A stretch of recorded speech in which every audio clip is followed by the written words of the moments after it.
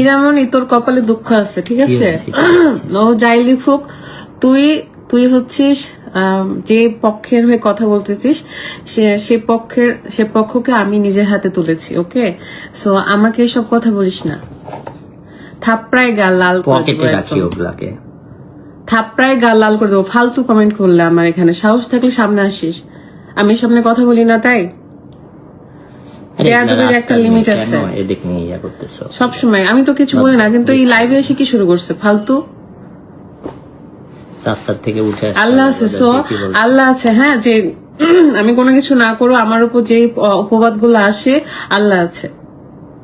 আর আমি এত মানে নাটক, এত অভিনয় দেখতে দেখতে আমি তো আসলে আমি তো জানি আসলে কোনটা নাটক, কোনটা রিয়েল, কোনটা সত্যি, কোনটা মিথ্যা। সো আমাদের কাছে এসব বলে লাভ নাই।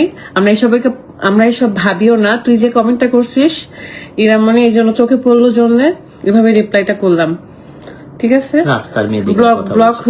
ব্লক মেরে দিব ফালতু কমেন্ট করলে আমার লাইভে এসে।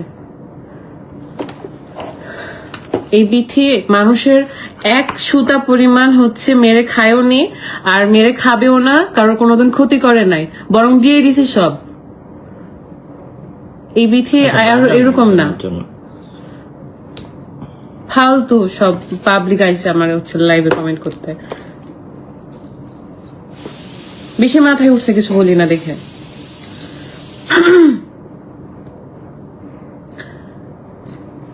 তারপর কারা কারা ব্রাজিলের সাপোর্টার ছিলেন? কালকের খেলা কারা কারা দেখছে? কালকে কিন্তু সবাই টেনশনে পড়ে গেছে আর খুব ভয় পাইছে, তাই না? আমার ভিডিও দেখতে আসবি, আমার ভিডিও দেখে চলে যাবে। আমার লাইভ দেখতে আসবে, আমার লাইভ দেখে চলে যাবি। ভালো না লাগলে ব্লক মেরে দিবি। কোনো হচ্ছে থার্ড পার্সন, কোনো নোংরা মানুষদেরকে নিয়ে আমার ভিডিওর কমেন্ট করতে আসবে না। আমি নিজেও কাউকে নিয়ে কথা বলি না, আর আমি আপনাদের কাছ থেকেও কারোর কথা শুনবো না। এসব কথা শোনার জন্য আমি আপনাদের হচ্ছে মানুষকে হেল্প করি না।